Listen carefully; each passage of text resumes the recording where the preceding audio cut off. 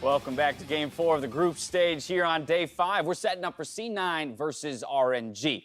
Important to recap some of what's happened already today. Vitality took down RNG. Exactly. They've also taken down Gen G. C9 picked up a win against Gen G earlier to make this group very interesting.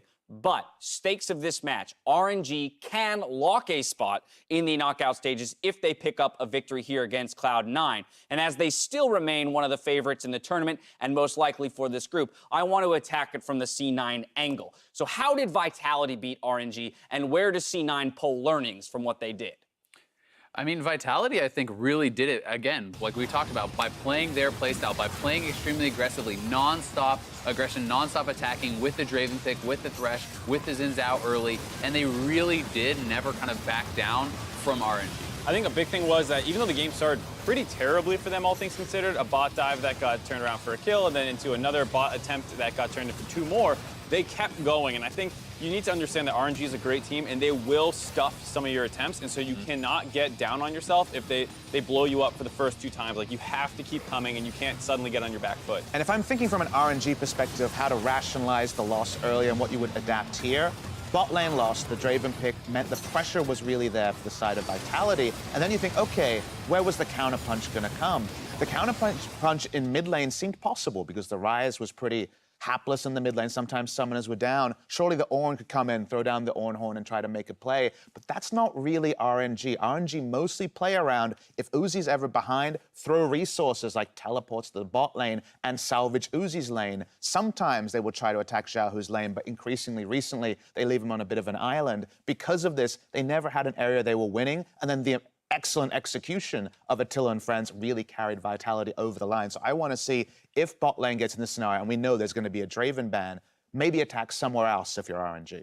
I mean, I just think it's so interesting because, you know, you talk about the bot lane losing, but Uzi started with first blood, and they actually got the first turret in the bottom lane as well. So to me, it was really about the adaptation, you know, from Vitality, realizing that they were getting pressured out, going topside, getting the dive where they not only cashed in for Draven, getting solo gold on the turret. So, you know, always finding an avenue of attack, I really think was something that kind of did themselves the credit. Well, then there will be some reliance on C9 being able to adapt in the moment, in the game. Svenskeren is staying in the jungle position for Cloud9.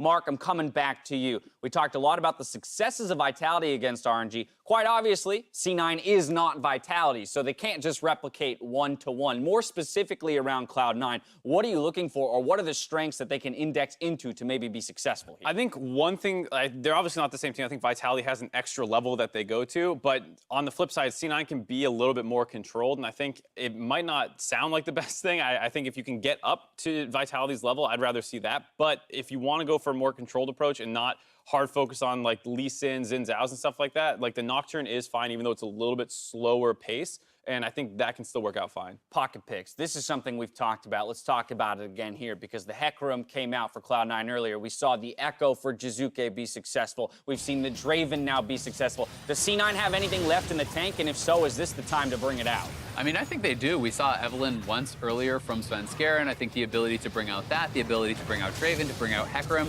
There's too many picks for the amount of bans that there are, and I'm going to be really interested to see what RNG is most worried about. Coming off a loss to Draven, do you ban that out and perhaps leave Hecarim or something else along those lines up?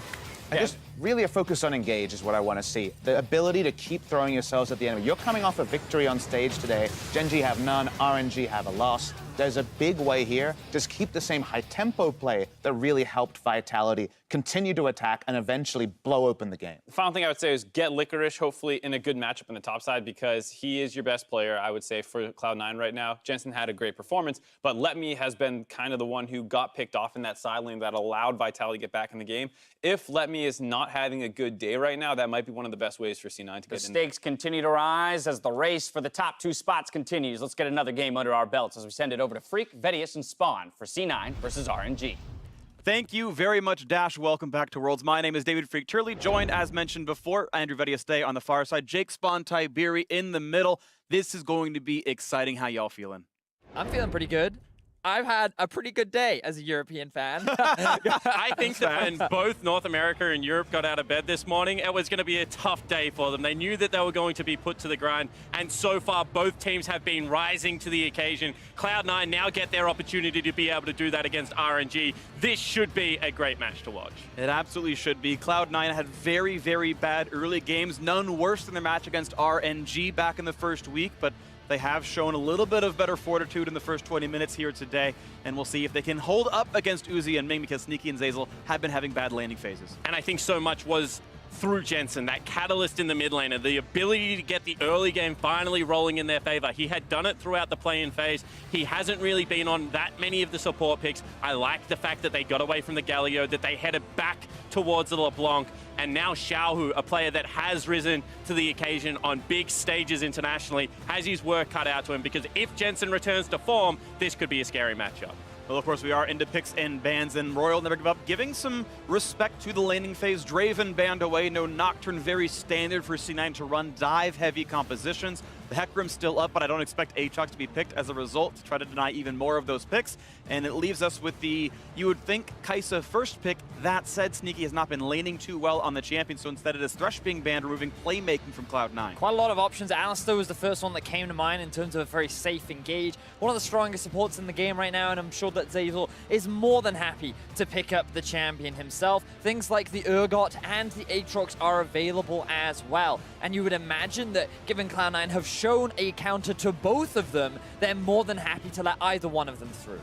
Well, raise the puppy. Uzi on Kai'Sa should be no surprise. No one has let this champion go through picks and bans. You've got the best player and the best bot laner on the world. That is true, you're right. My stats are no longer up to date for that one anymore, but this is one that's interesting with that Kai'Sa coming through, and the best player in the world, Uzi, is set up to carry even on Champ Select. And this is interesting because when Sneaky was put in this situation, he also defaulted back to a Sivir pick. So I wonder what is the next tier of the 80 carry lanes here, whether it is something like a Varus, something like a Jhin that we've seen a lot, or whether they do just go that late game scaling. Now, the last time we saw Cloud9 go up against the Urgot in the play-ins, we actually saw Licorice bring out the Lissandra, the tank Lissandra, as a means of dealing with it. And while you don't win the lane, you really don't lose it, and you can act as a front line later on into the game. But given that they've actually drafted AP in the jungle with the Taliyah and have gone for the Sivir that you were talking about, Spawn, I wonder if they still have that in mind, or whether or not Licorice is thinking, okay, I'm going to go with the Aatrox, a tried and true champion that can really swing either way depending on how you play. This almost looks to me a bit more like maybe an Ornn game even, when you've got more damage output elsewhere. You need a front line for them. Now Gragas being locked in, and that's of course going to be flexible between Gragas and support for Ming, between jungle and support, so we'll see what happens. And I think it is one of those picks that right now we're seeing flexed into the support more often, as a support champion pool tends to be more playmaking right now. We have seen some negative supports. The most popular has been Tahm Kench, and it has looked good, but Braum at the same time hasn't really found its place in the current world's meta, so I would expect that to be Ming. Kai'Sa has a very large champion pool, and potentially an area where Cloud9 can look to attack with things like Lee Sin and Olaf, but I think that he does have more to show after that. Yeah, very true, and right now, Royal never give up, just targeting the top side of the map, giving that Urgot the best possible matchup, and Cloud9 themselves even banning away the Lissandra. This surprises me. We already talked about it as a means of an answering to the Urgot. Perhaps they have something in mid lane. Something like the LeBlanc is currently left up and available, and they don't want to give that over to Xiaohu, given that he did play it earlier in the day up against Vitality. And it's seen and it's banned, and I was going to say that is a very viable solution, because even though LeBlanc, historically seen as an assassin, has proven to be one of the safer blind picks and has been repetitively taken away, I also think that you can give a lot of credit to Licorice, because he is an innovator, and we keep saying if there is a time for another pocket pick, it would be right now for Cloud9. I'm interested to see if the young man has one. With the Galio banned as well, along with the Lissandra, this to me implies that Cloud9 are looking at an Akali pick in the mid lane. Could also be sent up towards the top side of the map too. One that has been known to play Akali into the Urgot, and it can be a pretty strong split push threat. The question is, will Royal look to grab it for themselves and put it in the mid lane, or will they just let it through?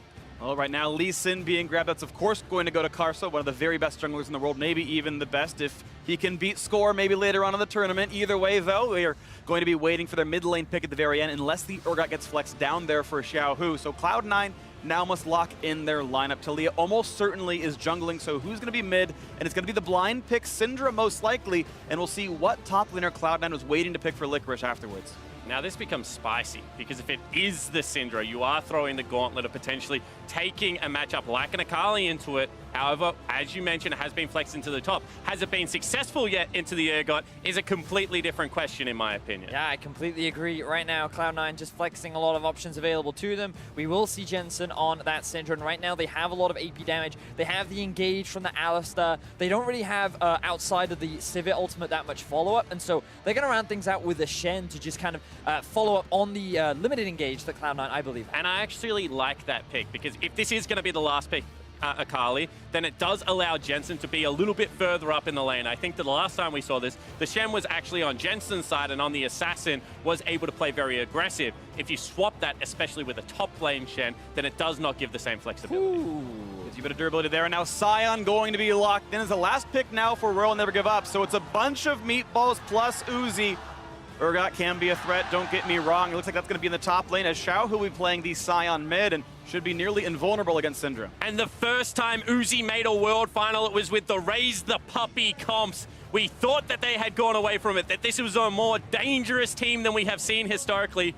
But when push comes to shove, Royal showing that they still have so much faith in the best player in the world. And let's not forget the last time that these two teams met, it was Sneaky that was dismantled in the bottom lane. Uzi just tore him apart, and it was largely where they snowballed the game from. Can Sneaky step up? So far today, he's had a great performance, but with a comp that is built around enabling Uzi and making him the carry of this team, all eyes will be on Sneaky to see how he handles the pressure. Absolutely eyes on the bottom lane as his coaches shake hands. Now there's a chance these teams meet again in a tiebreaker later on at the end of the day. There is a chance these teams could battle for first. There's a lot of seeding still up for grabs, but with an RNG win, they guarantee they move on to the top 8. Seeding still to be determined based on the later games. Cloud9 know they still have tests ahead of them as well. However, today has been a day for upsets, and C9 might make that the 4th in a row. If they can dethrone RNG, the reigning MSI champions, what most people consider the best team in the world, they did falter against Team Vitality. C9 gonna hope to capitalize on that, but there is still a very tough test. Xiao Hu, Uzi, and the rest of RNG are absolutely incredible players. And we've already had an amazing day of games. Cloud9 versus Royal Never Give Up, and now gonna butt heads once again. Group B will conclude today. North America have their eyes. Can Cloud9 make it to top 8? 2-2 versus 3-1.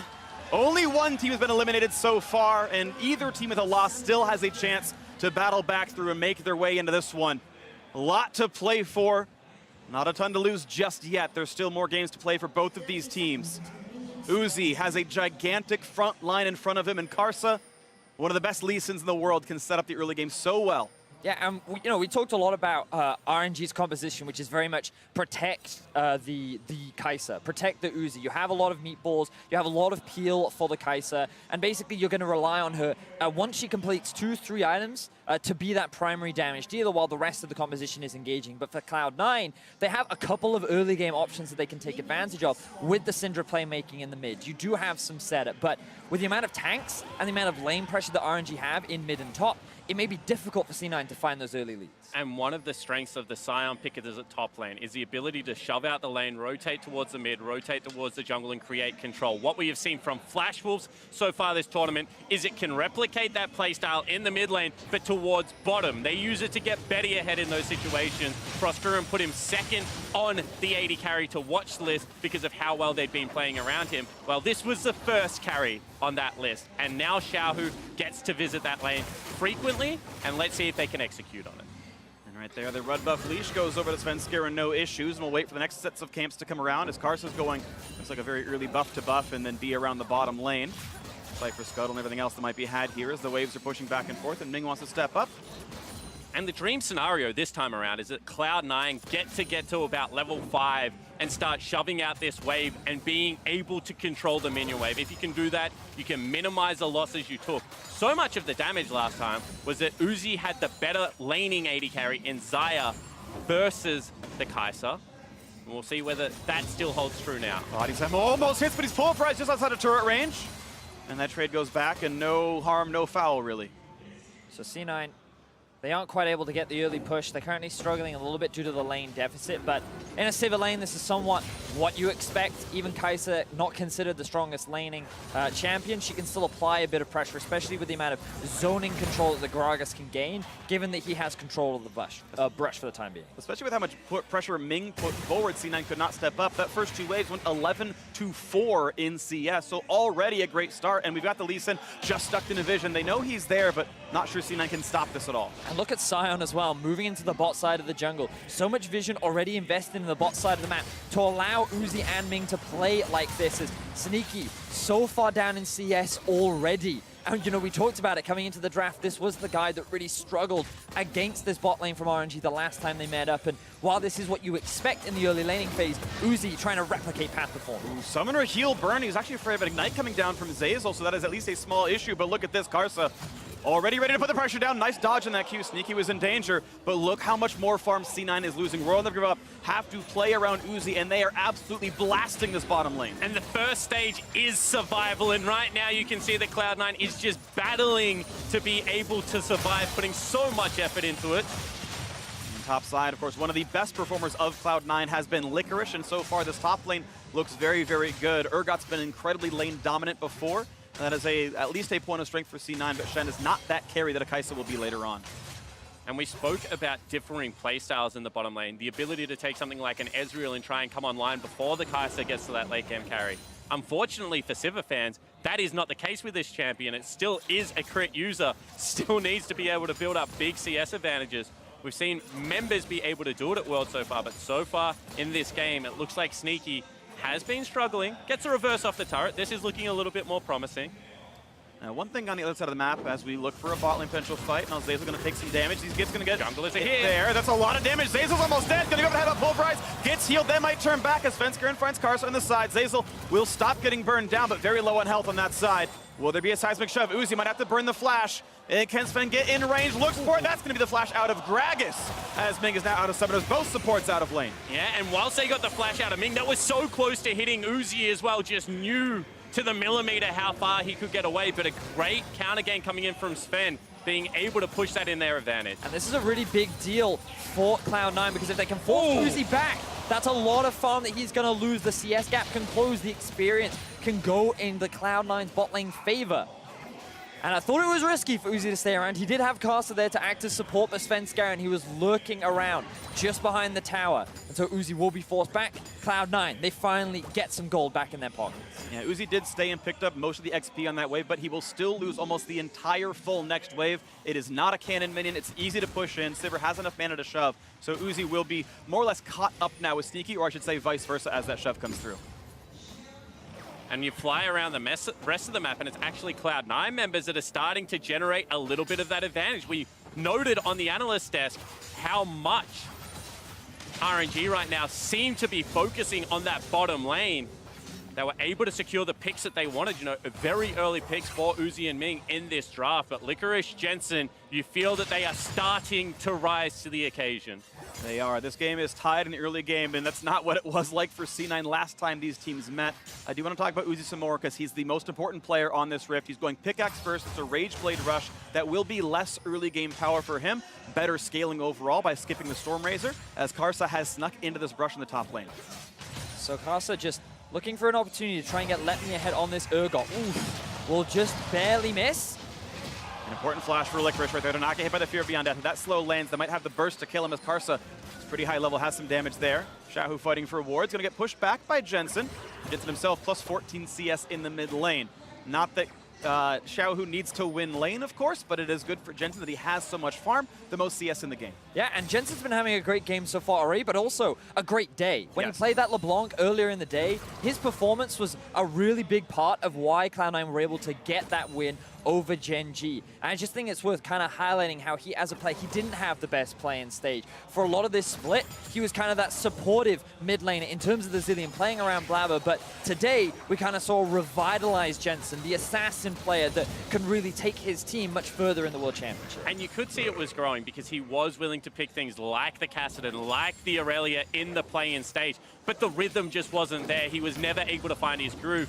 Crown did give him a couple of little Couple freebies openings. in there. However, you have to be good enough to catch it, and Jensen, again in this laning phase, is starting to build an advantage. And as a Kai'Sa, until very late game, you're still scared of the Syndra, is how I will put it. Yeah, and Spawn, I think we should kind of look at what Cloud9's options are as Karsa looking for a gank up top. 2v1 up top when Licorice is flashless. They could have a lot of damage here as Karsa is slinking his way over. Licorice down, but able to get down to the river and get away in time. Nice escape by Licorice. That Spirit's Refuge is working out beautifully and mitigating a lot of the damage that comes from Let Me from his legs. And because the jungler has now been spotted topside, this allows Svenskeren to move towards the Drake and set this one up because Uzi and Ming forced to play more defensively. And this is the benefit of having that Targon's support, the AoE clear that can come out of the Sivir, and if they can continue this style of just forcing Uzi to play against a minion wave, but Xiaohu knows that Sven's doing that. He has ult. Zeyzal and Core coming across. They got a block as the flash comes away. Shen joining as well. Xiaohu TPs, jumps forward. Here comes the rest of the team. Will this be first blood? Cloud9 looking to answer. The kill goes to Zeyzal. And now Ming, he's low on health. A trade kill as a zombie gets one picked up. The stun's going to land. 2 kills for Cloud9. A team fight win for NA. And the map awareness of Licorice to be able to join the play. Let Me still has the ignite and cannot get down there.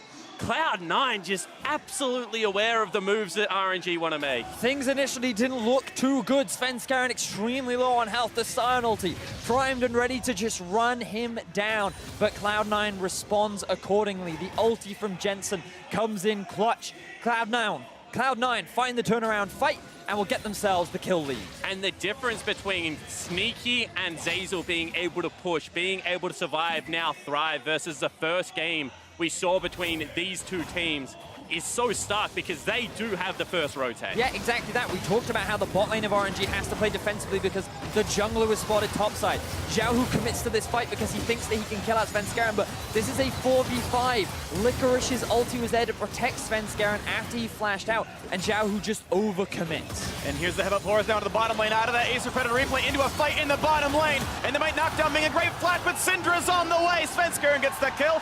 They zone out the team. Uzi gonna make the run away, but now Jensen wants to chase in, won't find that stun, but it is still bot lane map control for Cloud9. And just the awareness again, you know, they're fighting when they have members early to the rotate. This is a much more polished Cloud9 around Summoner's Rift. And you compare this Cloud9 to how they've been showing up in the groups. Disorganized, individual misplays, people just falling down in lane. Everyone on Cloud9 is showing way more respect to their opposition. They're really stepping up in this matchup, and they are the ones with an early game lead against RNG. And as much as any other world in the past, this world has proven that the teams are much more evenly matched, that it is who shows up on the day, that no region right now is untouchable. And again, RNG is starting to look more and more mortal. It's truly incredible what has happened at Worlds. If you watch the hype video that started the entire tournament, you had Casa June saying, we said the gap was closing to give other regions a little bit of false hope, to make them think they could challenge Korea. But so far, the only team eliminated from the group stage so far has been a Korean team. Both Cloud9 and Vitality have stepped up in a group where this was the group of death because they couldn't get out. And you can see them stepping up so well, at least today, and getting these upset wins. C9 with an 800 gold lead over the best team in the world, RNG. And once again, it looks like a questionable play, you know, throwing ults into Xiaohu, but now if he can't generate the push, if he can't relieve pressure from Uzi, there is only one lane remaining in Let Me that they can look to attack. And let's look at how the bottom lane has now translated, because you think about it, Sneaky was down 20 CS at extremely early levels. There was a risk of a level 3 tower dive, and the bot lane looked like it was falling apart for Cloud9 once again, but with some support from Svenskeren, with respect being shown from Sneaky and Zayzord, with that early game play going in Cloud9's favor, he now has a Storm Razor completed.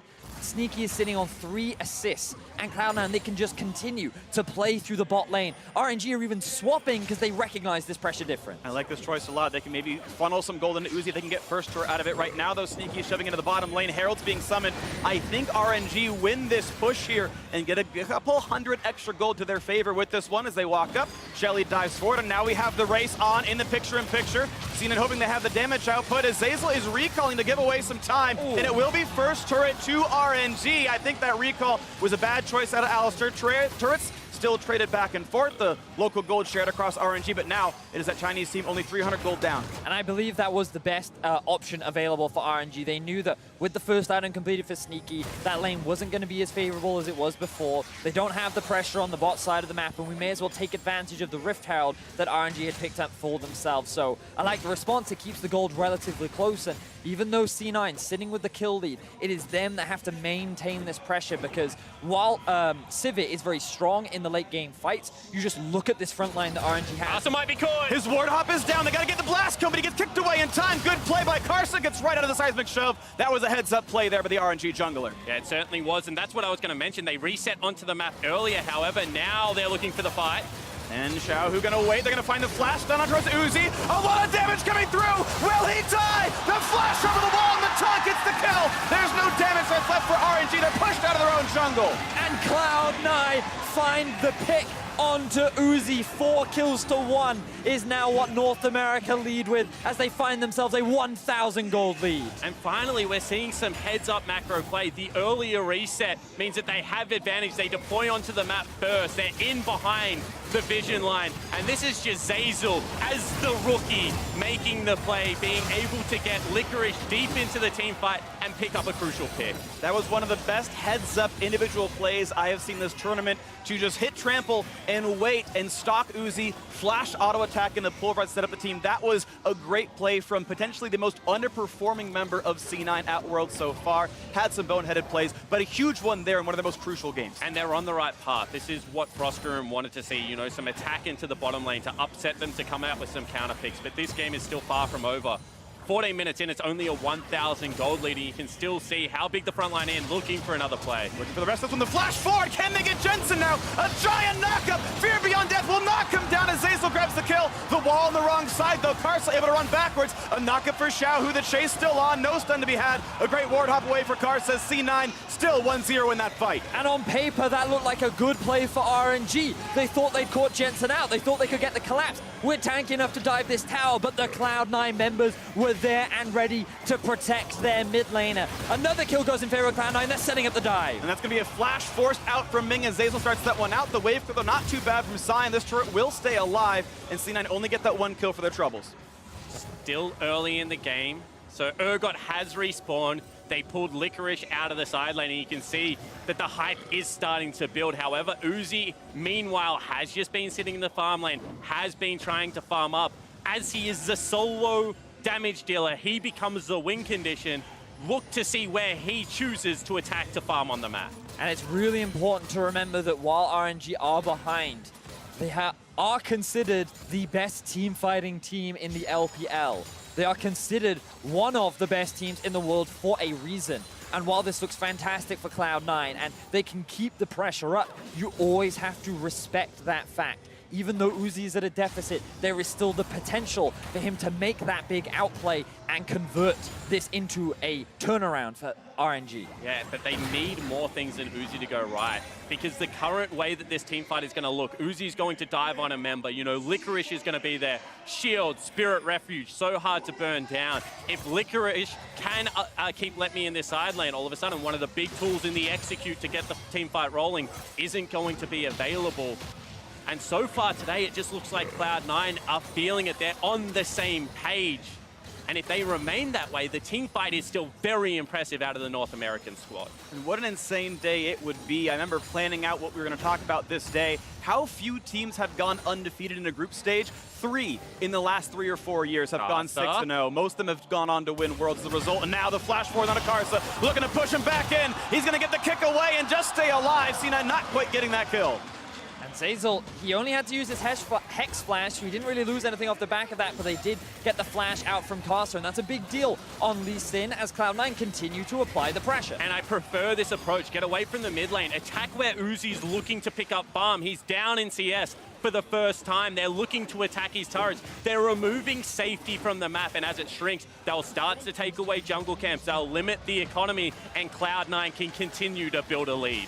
2,500 gold is the lead for Cloud9 right now. They are playing patiently. They're looking for picks. they're utilizing deep vision. And this is a very different Cloud9 to what we saw in the first half of the round robin. Even looking at their playing games, they went to all 5 games versus a Gambit squad. And Xiaohu coming in. Gets knocked up. His ult's, of course, down. Show back as well. Sneaky goes for the turret first. A giant knockup not quite to be had there as another turret falls. 3-1 in that score. C9, though, on the retreat as Let Me. Looking for a flank. Turns back around. Doesn't go for it. Cloud9, they secure the final outer tower. Looking very clean so far in this game. The Dragon is alive, and RNG just trying to get some vision control around the bot side of the river. And again, their kind of win condition right now is just to stall things out, try and slow Cloud9 down. Because the way that Cloud9 are playing, their siege is very strong, their wave clear is very strong, and once they get a lead, their ability to force these fights with the Sivir, with the Alistar, with the Shen behind them is extremely strong. This fight should not be contestable. Uzi was still in the top jungle, grabbing the red buff, and now the jump over the wall. Zeyzal finds Carson once again for a stun. Will there be a follow-through? They kick him back into Let Me. He's going to have to flash back to safety now, and RNG able to push back C9 in the 4v5. And I like the idea out of Zeyzal, but this is where the rookies can be that double-edged sword, a little bit over-aggressive. That was the member that he had burnt the flash on. So he tries to look for the play again. Doesn't work out, but I do believe that is the right mentality that you need to have to beat a squad like RNG. As long as you don't bite off more than you can chew. Over-aggression has happened before, and even C9 themselves in their win over Gen G gave a couple of inklings that maybe they weren't quite as ready for that end game, but we are still in this game with the 3,500 gold lead. Cloud9 up the 2 Drakes as well. They can get around the map, and once again, they're looking for Uzi. He's actually on a ward, but Sneaky can't reach him other than with the Q, and won't even try. And now here comes Svenskeren, and he's going to be joining in with Shen as well, up over the top. The flash forward. Can they knock down Uzi? The taunt flash. They're going to find a little bit of that, but Uzi's still able to get away. He's surviving, as he does so often at Worlds. The dive under the turret, but Zeyzal maybe a bit too far forward. On the Xiaohu, who pops the stopwatch. Will there be the re-engage? A nice cast to buy some space, and RNG once again stay alive. C9 tried to force the pick onto Uzi, and it devolves into a huge 5v5 team fight between both teams, but no one ends up dropping. This will give C9 a lot of control over the top side of the map. You'll see them clearing out the vision, dropping some control wards, but ultimately, a huge amount of summoner spells will burn either side, and I love that C9 are continuously trying to be proactive. They're not slowing the game down, they're forcing every opportunity. And you can see this, it's just aggression and cooler heads in this time from Uzi. Burns the summoner spells early, able to use the ult to get to safety, but look at the flashes used in this fight on the side of RNG. Zeyzal this time zoning the backline, Xiaohu doing the same, but when you're on the front foot, when you have a Sivir, when you have a global ultimate like a Talia wall, you're going to be able to start up fights. Without flashes available, the question becomes, can RNG avoid the fights?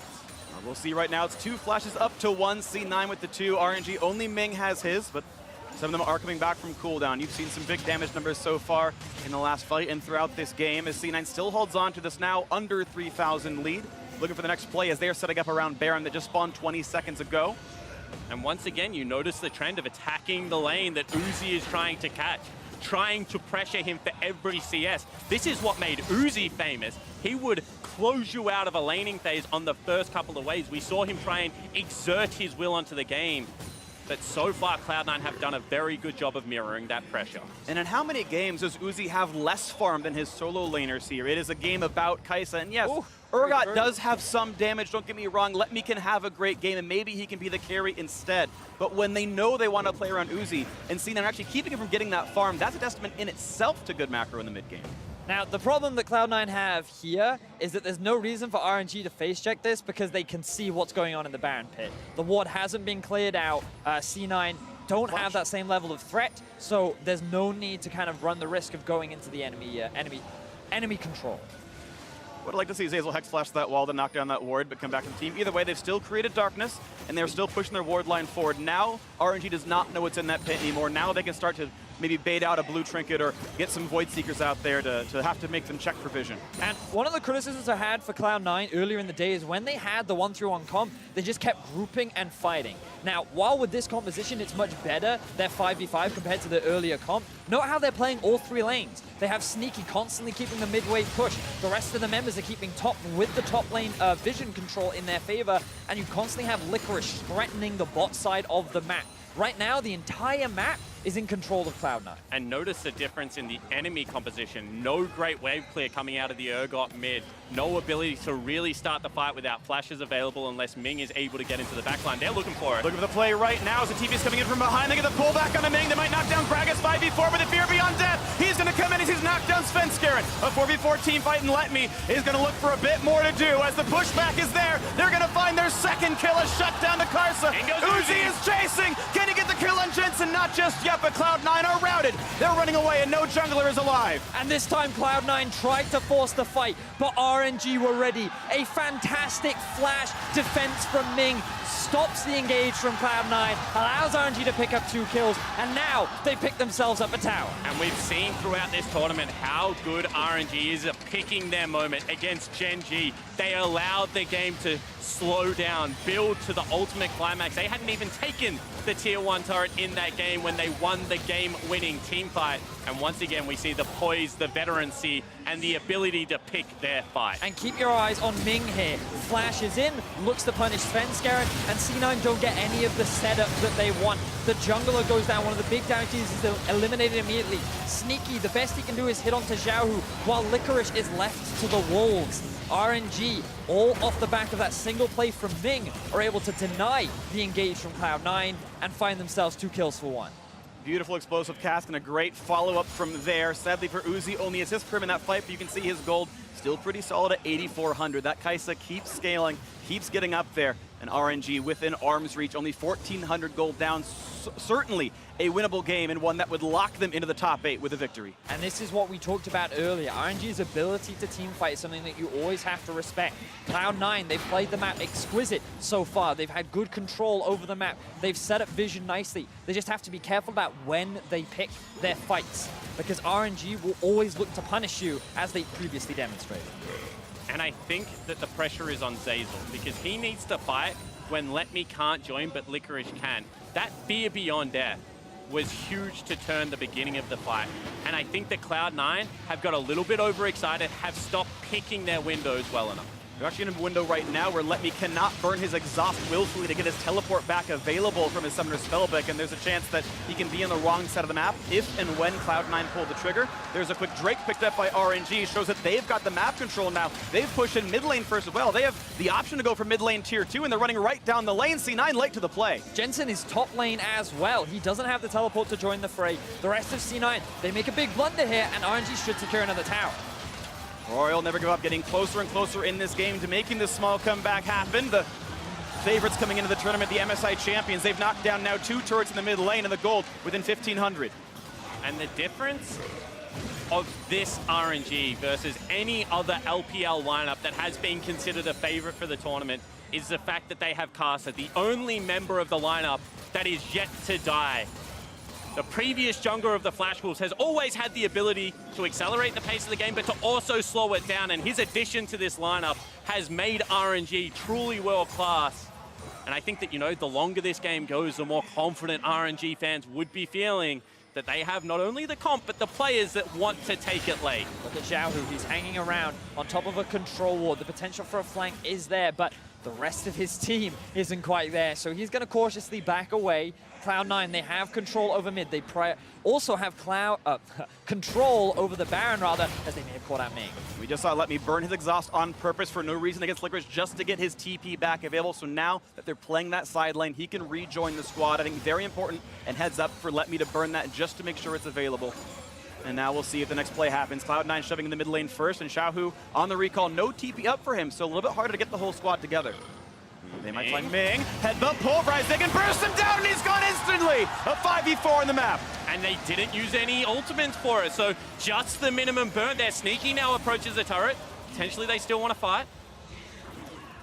What is the play going to be? This is the best power play C9's going to get for a while. 5v4 for still 20 seconds. The knockup, it's going to land in a 1. Fear beyond death. Jensen's got to get away. Another pulverize. Into the front line they go. Do they have the damage? As the squads are getting lower, the health bars are dropping down. A taunt finds Let Me. 5v3. Uzi's gone as well. The clip is empty. Xiaohu falls for a double kill. Cloud9 on the map. And this was the moment they were waiting for. Cloud9 picked the best possible time to force a fight.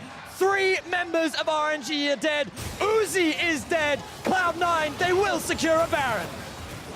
RNG's safe ticket to the top 8 is not going to be punched, at least yet, as Cloud9 have no jungler to be afraid of. This is a certain Baron for them at 27 minutes, waiting to make sure it all goes down, that their team respawns. There is no one to threaten them. This will be picked up. They're taking their time. They're making sure everyone's ready for this one. And that is Baron going down at 27-15. Cloud9, 6,000 gold ahead. And the impressive thing is, on the catch, they didn't use any cooldown. So whilst it looks like they're out of position, Jensen is caught, they funnel into the choke point. Talia creates an even smaller gap, and they put RNG to the grind. And the amount of AoE damage that was coming out from Sneaky in that fight was crucial as well. RNG funneled themselves into that narrow choke point, allowing the boomerangs to just bounce between all of the members of RNG.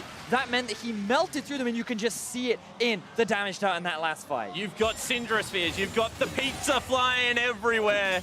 And then, of course, you're trying to dash over these Talia pebbles. They have such a good clumped up fight. And as this gold lead starts to grow, they also have the ability to look for dives. RNG need to be worried about where Cloud9 is at. And we got to think about the stakes for this game. Ultimately, Cloud9 versus Vitality means a lot. But if teams want to contest for first place in this group, a loss for RNG here can make that reality happen.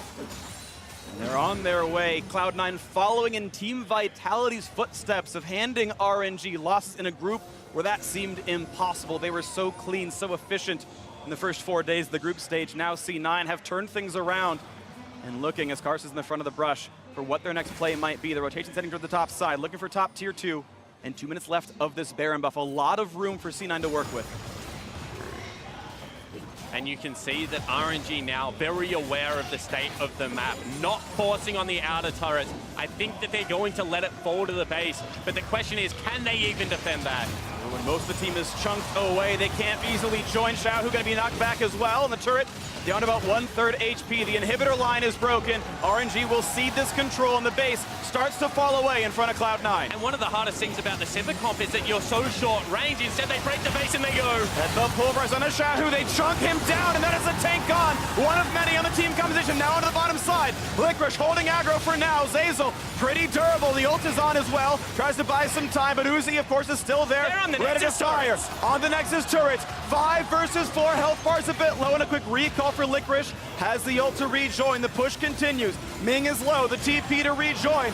RNG must defend this 4v5. Uzi, when can he make the play? Karsa goes for the kick. They look for Svenskar, and he pops the stopwatch. And it's a 5v3. They can get the kill, for the first kill comes through. Let me to try to carry it. Can it happen? Onside the base's door. But Ming has fallen. Let me keeps trying. They're done. Cloud9 knocked out RNG. And now the North American lineup can seriously look to potentially go through as first. Another upset. Cloud9, Vitality, both finding themselves 2-0 in the second round robin of Group B. This was supposed to be the group of death. This was supposed to be Gen.G and RNG clean sweeping this group. But North America and Europe come up huge today and find the upsets. And it is the young, inexperienced playmakers of both the lineups that have been stellar. Zazel in this game was unrelenting in his pressure. And of course, Cloud9's work is not done. We've been talking about them and Vitality all day. They're going to be facing off in the very next one. A C9 win would guarantee them a spot in the top 8.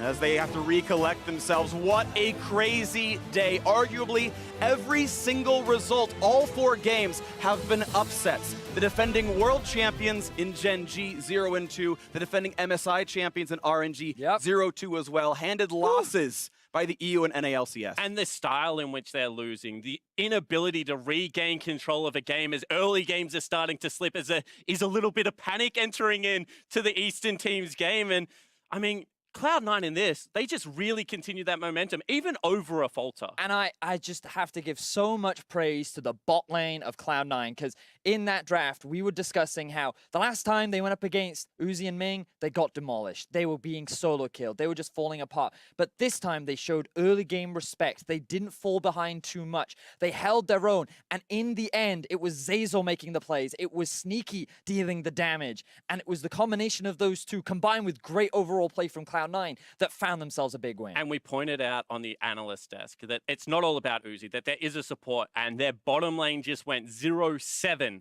in a game. Yeah. Juxtapose that to how game number one between these two teams went, and I think that there is now a case that you sit down and you say, what are the solo laners from RNG able to do to generate some pressure to relieve it away from that bottom lane? Sure, certainly. Xiaohu kind of gave away control down in CS, and that Scion did not really come online, and there was no front line needed. Their MasterCard player of the game, we are giving those honors to Zeyzal, the rookie support who joined part way through the split for Cloud9, filling in for Smoothie, and on Worlds might be leading Cloud9 to a top 8. And we already talked about how fantastic his performance was, but it was thanks to his engages that Cloud9 were able to win so many of their fights. Remember that choke point, the one that secured them the Baron, finding that headbutt pulverize onto the two frontline members to allow Sneaky and Jensen to just do what they need to do was a big part of why they found their big win. And if he wasn't starting the fight, he was creating space, he was attacking the backline, he was playing in an aggressive fashion that we've said that these teams are going to have to be able to consistently perform at if they are going to be able to go further in this Worlds tournament. And that is something so difficult to do as a rookie player, as one of the vocal members on the team. When you hear their comms, very impressive. And you've got to think about the stakes right now, because Cloud9 only have one game left, same for Vitality. But if Vitality find the win and RNG find the win, then those two are the teams that make it out. But if Cloud9 find the win and then RNG, it's complicated. There's a lot going on. If they lose, there's a 4 tiebreaker. permutations There's left. a lot of things that can still happen in this day, but what ultimately is, remember that Cloud9 have the tiebreaker over Vitality as well, given that they beat them previously if they're able to win another one today. So a lot on the line in our next game. What matters is the winner is guaranteed to pass through the group stage, whether it's automatically or through a tiebreaker for first remains to be seen. Either way, we are stepping away, and when we return, the surprises of the day are going to face off when Cloud9 battles Vitality for a guaranteed spot in the quarterfinals.